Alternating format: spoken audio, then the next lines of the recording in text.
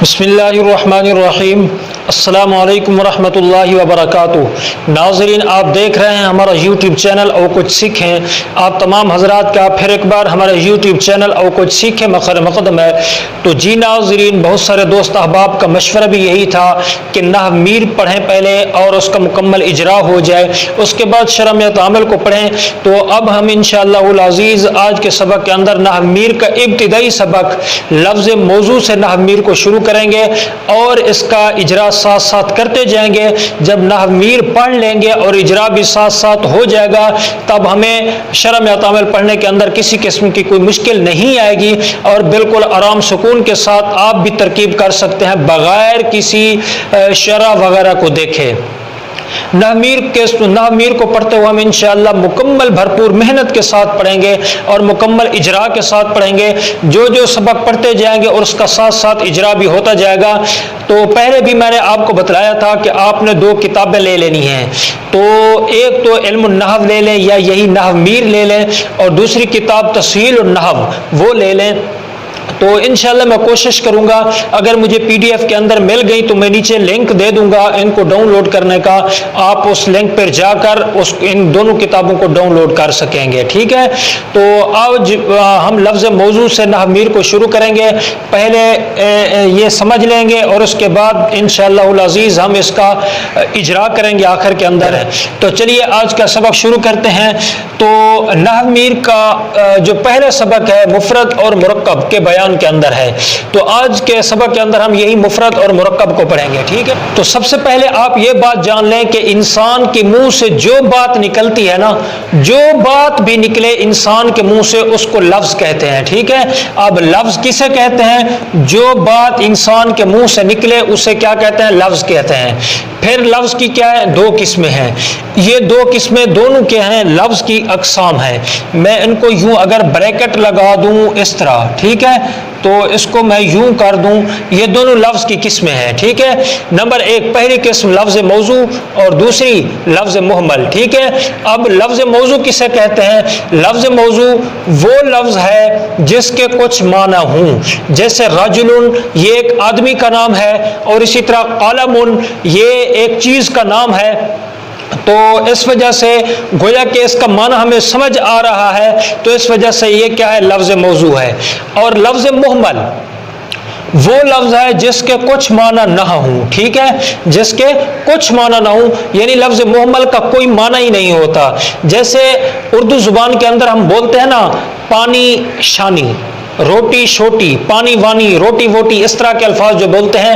اب لفظ پانی جو ہے یہ لفظ موضوع ہے کیونکہ اس کا معنی ہے، ٹھیک ہے۔ آگے لفظ شانی لگا دیا، پانی شانی، تو یہ جو شانی ہے یہ لفظ محمل ہے، اس کا کوئی معنی نہیں ہے، ٹھیک ہے۔ اسی طرح روٹی ووٹی بول دیتے ہیں یا روٹی شوٹی بول دیتے ہیں، تو روٹی یہ لفظ موضوع ہے کیونکہ اس کا معنی ہے، اس سے ہمیں یہی سمجھ آ رہا ہے کہ روٹی ایک مخصوص کھانے کا نام ہے۔ اور اسی طرح آگے جو لفظ بولتے ہیں نا شوٹی یا ووٹی، تو یہ جو لفظ ہے اس کا کوئی معنی نہیں ہے کلام کے اندر، اردو زبان کے اندر بھی اس کا کوئی معنی نہیں ہے، تو اس وجہ سے یہ کیا ہوگا؟ لفظ محمل ہوگا، ٹھیک ہے۔ شانی شوٹی، تو اس طرح کے جو الفاظ ہوتے ہیں تو یہ کیا ہوتے ہیں؟ محمل ہوتے ہیں، ان کا کوئی کسی زبان کے اندر ان کا کوئی معنی نہیں ہوتا۔ اب ہم قرآن مجید کو سیکھنے کے لیے یا احادیث مبارکہ کو سیکھنے کے لیے ہم چونکہ عربی سیکھ رہے ہیں نا، اس وجہ سے اب لفظ محمل ہمارا یہیں پر رک گیا۔ کیوں؟ اس لیے کہ قرآن حدیث کے اندر کوئی ایسا معنی نہیں ہے، کوئی ایسا لفظ نہیں ہے جس کا کوئی معنی نہ ہو۔ قرآن حدیث کے اندر جتنے الفاظ ہیں تمام کے تمام کا کوئی نہ کوئی معنی ہے، تو اس وجہ سے لفظ محمل ہمارا یہیں پر کیا ہو جائے گا؟ رک جائے گا، اس کو آگے نہیں پڑھیں گے۔ کیوں؟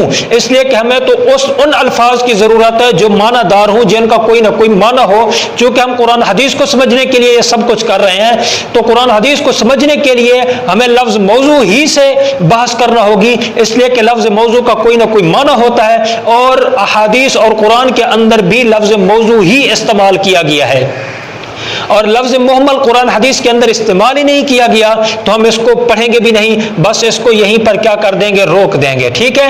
اب آگے پھر اسی لفظ موضوع کی کیا ہے؟ دو قسمیں ہیں، ٹھیک ہے، مفرد اور مرکب، ٹھیک ہے۔ یہ دیکھیں لفظ موضوع کو میں نے یہاں لکھ دیا. تو اس کی دو قسمیں ہیں، نمبر ایک مفرد اور نمبر دو مرکب. ٹھیک ہے. اب مفرد کسے کہتے ہیں؟ مفرد وہ تنہا لفظ ہے جو ایک معنی بتلائے. وہ تنہا لفظ، وہ اکیلا لفظ جو ایک معنی بتلائے، جو ایک معنی پر دلالت کرے، وہ کیا ہوگا؟ لفظ موضوع ہوگا. جیسے یہی دیکھ لیں رجل، یہ ایک لفظ ہے اور اس کا معنی بھی اس سے ایک ہی سمجھ آ رہا ہے. قلم، یہ ایک لفظ ہے اور اس سے معنی بھی ایک ہی سمجھ آ رہا ہے، تو یہ کیا ہوگا؟ مفرد ہوگا. ٹھیک ہے. اسی طرح آگے ہے مرکب. ٹھیک ہے. مرکب جو دو یا دو سے زیادہ کلموں سے مل کر بنے. مرکب جو دو یا دو سے زیادہ کلموں سے مل کر بنے، اس کو کیا کہتے ہیں؟ مرکب کہتے ہیں. جیسے ہم کیا کہتے ہیں؟ ھذا قلم. ٹھیک ہے. ھذا قلم، یہ قلم ہے. اب دو لفظ بنا دیے گئے ہیں، تو اس وجہ سے یہ کیا ہوگا؟ مرکب ہوگا. ٹھیک ہے. اب بات سمجھنے کی اور ایک بھی ہے، وہ یہ کہ جو مفرد ہوتا ہے اس کو کلمہ کہتے ہیں. ٹھیک ہے. مفرد کو کیا کہتے ہیں؟ کلمہ کہتے ہیں. اور مرکب کو کیا کہتے ہیں؟ کلام کہتے ہیں. اب پھر لفظ مفرد کی تین قسمیں ہیں، اسم، فعل، حرف. تو گویا کہ جب مفرد کی تین قسمیں ہیں، اسم، فعل، حرف، تو کلمہ کی بھی تین قسمیں ہوں گی. کیوں؟ اس لیے کہ مفرد اور کلمہ یہ ایک ہی چیز ہے. جب یہ ایک ہی چیز ہے تو جتنی اقسام مفرد کی ہوں گی اتنی اقسام کس کی ہوں گی؟ کلمہ کی ہوں گی. اور جتنی اقسام کلمہ کی ہوں گی اتنی اقسام مفرد کی ہوں گی، کیونکہ یہ دونوں ایک ہی چیز ہے. تو ایک ہی چیز سے مل کر یہ ایک ہی چیز کا نام ہے. تو اس وجہ سے تو یہ کیا ہوگا؟ جتنی اقسام مفرد کی ہوں گی اتنی اقسام کس کی ہوں گی؟ کلمہ کی ہوں گی. گویا کہ اگر آپ سے کوئی پوچھ لے کہ کلمہ کی کتنی قسمیں ہیں، آپ نے کیا بتلانا ہے کہ کلمہ کی تین قسمیں ہیں، اسم، فعل، حرف. اگر آپ سے کوئی سوال کر دے کہ مفرد کی کتنی قسمیں ہیں، آپ نے پھر بھی وہی بتلانا ہے کہ مفرد کی بھی تین قسمیں ہیں، اسم، فعل، حرف. ٹھیک ہے. تو اسی طرح مرکب کو دیکھ لیں. مرکب کی دو قسمیں ہیں، مرکب مفید اور مرکب غیر مفید. ٹھیک ہے. تو مرکب اور کلام یہ ایک ہی چیز کا نام ہے. مرکب اور کلام یہ جب ایک ہی چیز کا نام ہے، جب آپ سے کوئی سوال کرے گا کہ مرکب کی کتنی قسمیں ہیں، تو جواب کے اندر آپ کیا بتلائیں گے کہ مرکب کی دو قسمیں ہیں، مرکب مفید اور مرکب غیر مفید. اسی طرح جب آپ سے کوئی سوال کرے کہ کلام کی کتنی قسمیں ہیں، تو آپ نے جواب کے اندر یہی بتلانا ہے کہ کلام کی دو قسمیں ہیں، کلام مفید اور کلام غیر مفید. تو جی ناظرین، یہاں تک آپ کو میرے خیال کے اندر آپ کو بات سمجھ آ گئی ہوگی. اگر کوئی چیز سمجھ نہیں آئی تو آپ دوبارہ پوچھ لینا، انشاءاللہ میں دوبارہ بتلا دوں گا. تو جی ناظرین، جلدی سے میں نے اس کو ریز کر دیا. ریز کرنے کے بعد آپ دیکھیں کہ میرے پاس یہ تسہیل النحو ہے. ٹھیک ہے. تو اب آپ دیکھیں کہ جو سبق ابھی پڑھا ہے نا مفرد مرکب کا، تو اس کے اجراء کے لیے انہوں نے کچھ مثالیں لکھی ہیں. ذیل کے الفاظ میں یہ بتاؤ کون مفرد ہے اور کون مرکب. ٹھیک ہے. تو اب ہم ان کو لکھتے جائیں گے اور آگے سمجھتے جائیں گے کہ آیا کہ ان میں سے کون مفرد ہے اور کون مرکب ہے. ویسے آج کے سبق تو بالکل آسان ہے، مفرد مرکب کے پہچاننے میں کسی کو کسی قسم کی کوئی مشکل نہیں آتی. لیکن آگے جو اسباق ہوتا ہے نا، پھر آپ کو اجراء ضرور کرنا چاہیے. تو وہ سبق ذرا مشکل ہوتے ہیں، ان کا اجراء آپ ہر حال کے اندر کریں. اگر اجراء کریں گے تو آپ کو فائدہ ہوگا. جیسے اگلے سبق کے اندر انہوں نے لکھا ہے کہ ذیل کے لکھے ہوئے جملوں میں پہچانو کون مسند ہے اور کون مسند الیہ ہے، اور یہ بھی بتاؤ کون لفظ مبتدا ہے اور کون خبر، کون فاعل ہے اور کون فعل، اور کون سا جملہ اسمیہ ہے اور کون سا فعلیہ. اور نیز ہر جملہ کی ترکیب کرو اور ہر جملہ کا اردو ترجمہ بتاؤ. ہر سوال کا جواب ایک کاغذ پر لکھ کر دو. ٹھیک ہے.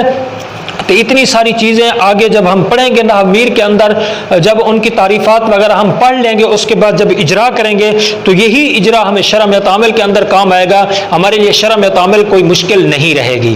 تو اب چلتے ہیں، میں جلدی سے لکھتا ہوں الفاظ کو اور پڑھتے ہیں کہ کون سا مفرد ہے اور کون سا مرکب ہے. سب سے پہلے انہوں نے لکھا ہے فرسن. ٹھیک ہے. تو یہ فرسن یہ کیا ہوگا؟ مفرد ہوگا. کیوں؟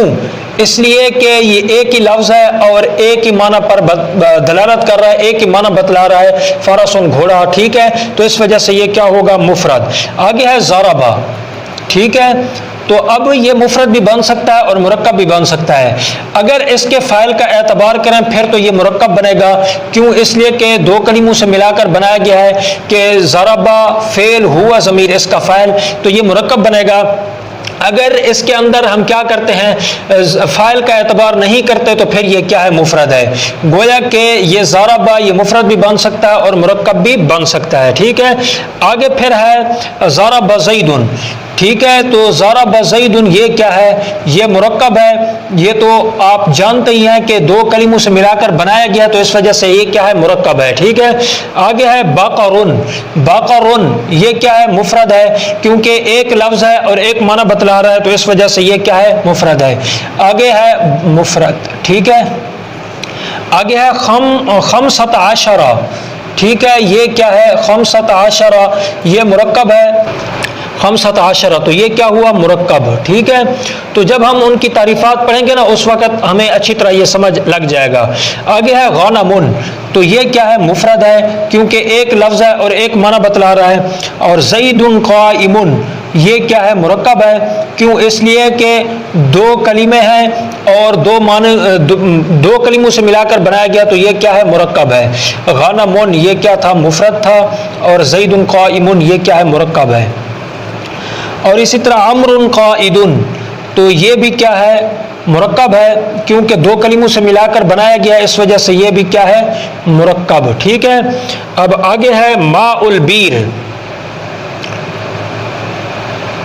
ماء البیر تو یہ کیا ہے، مرکب ہے. ٹھیک ہے. کیونکہ دو کلموں سے ملا کر بنایا گیا ہے، تو اس وجہ سے یہ مرکب ہے. آگے ہے صلاۃ الظہر. تو یہ بھی کیا ہے، مرکب ہے، اس لیے کہ یہ بھی دو کلموں سے ملا کر بنایا گیا ہے، تو صلاۃ الظہر یہ بھی کیا بنے گا، مرکب بنے گا. آگے ہے مکہ. ٹھیک ہے. تو یہ کیا بنے گا، مفرد بنے گا. مکہ تا مفرد، کیونکہ ایک لفظ ہے اور ایک ہی معنی بتلا رہا ہے، تو یہ کیا ہے، مفرد ہے. آگے ہے مدینہ. یہ بھی ایک ہی لفظ ہے اور ایک ہی معنی بتلا رہا ہے، تو یہ بھی کیا ہے، مفرد ہے. انشاءاللہ آگے کی جو ترتیب ہوگی میری سمجھانے کی نا، یہ اجرا کی، تو میں اس طرح نہیں سمجھاؤں گا. آج پہلا سبق تھا، بس میں نے ایسے سمجھا دیا. میرے ذہن کے اندر ایک اور ترتیب آ رہی ہے، انشاءاللہ آئندہ ہم اس ترتیب کے ساتھ اس کو پڑھیں گے. یہاں پر یوں لکیر لگائیں گے، یہاں پر بھی لکیر لگائیں گے، یہاں الفاظ لکھیں گے اور یہاں مفردات کو لکھیں گے اور یہاں مرکبات کو لکھیں گے. ٹھیک ہے. آگے کی ہماری ترتیب جو ہوگی اس طرح ہوگی، یہاں الفاظ ہوں گے، یہاں مسند الیہ ہوگا اور یہاں مسند ہوگا. ٹھیک ہے. یہاں الفاظ ہوں گے، یہاں مبتدا ہوں گے اور یہاں خبر ہوں گے. آئندہ ہم اس طرح پڑھیں گے نا، اس طرح پھر ہمارے لیے سمجھنا کیا ہو جائے گا، آسان ہو جائے گا. ٹھیک ہے. آج پہلا سبق تھا تو میرے ذہن کے اندر وہ ترتیب نہیں تھی، تو اس وجہ سے میں نے اس ترتیب سے سمجھا دیا. آئندہ انشاءاللہ اس ترتیب سے پڑھیں گے. ٹھیک ہے. آگے ہے بال بکا. بال بکا یہ بھی کیا ہے، مرکب ہے. تو کیوں مرکب ہے، یہ بھی دو کلموں سے ملا کر بنایا گیا. یہ میں آگے انشاءاللہ آپ کو بتلاؤں گا کہ بال بک دو لفظ ہیں، بال الگ سے ہے اور بک الگ سے ہے، دونوں کو ملا کر ایک ہی بنا دیا گیا ہے، تو یہ کیا ہے، مرکب ہے، دو کلموں سے ملا کر بنایا گیا ہے. ٹھیک ہے. آگے حج البیت. ٹھیک ہے. حج البیت تو یہ بھی کیا ہے، مرکب ہے، اس لیے کہ یہ بھی دو کلموں سے ملا کر بنایا گیا ہے، تو یہ بھی کیا ہے، مرکب ہے. آگے ہے ضرب زید عمرا. ضرب زید عمرا تو یہ بھی کیا ہے، مرکب ہے، اس لیے کہ یہ تو دو سے زیادہ کلموں سے ملا کر بنایا گیا، تو اس وجہ سے یہ کیا ہوا، مرکب. ٹھیک ہے. تو امید ہے آج کے سبق آپ کو پسند بھی آیا ہوگا اور آپ کو سمجھ بھی آیا ہوگا، کیونکہ آج کا سبق تو بالکل آسان تھا. مفرد مرکب یہ تو اکثر طلباء ہی کو یاد ہوتا ہے، ابتدائی طلباء کو بھی یاد ہوتا ہے، لیکن آگے کے جو الفاظ ہیں، آگے کے جو ہمارے اسباق ہیں نا، وہ ہمیں اجرا کے اندر بہت مفید ثابت ہوں گے. تو اس وجہ سے ہمارے اسباق دیکھتے رہیں اور ہمارے چینل کو سبسکرائب کر لیں، تاکہ آنے والے تمام اسباق بآسانی آپ تک پہنچتے رہیں. اور آپ کے جتنی دوست اب آپ سیکھنے سکھانے کے ساتھ تعلق رکھتے ہیں، ان کو بھی ہمارے چینل اور کچھ سیکھیں کے ساتھ ضرور جوڑیں، تاکہ وہ بھی اس سے کچھ سیکھ سکیں اور بھرپور فائدہ اٹھا سکیں. اور اسی طرح اگر ہمارے اسباق پسند آتے ہیں تو ان کو لائک کر کے، اچھا کمنٹ کر کے ہمارا حوصلہ افزائی بھی ضرور کر دیا کریں. تو آج کے لیے اتنا ہی، اور ملتے ہیں اگلے سبق کے اندر. اپنا بہت بہت خیال رکھیے گا اور مجھے اپنی خصوصی دعاؤں میں یاد رکھیے گا. السلام علیکم ورحمۃ اللہ وبرکاتہ.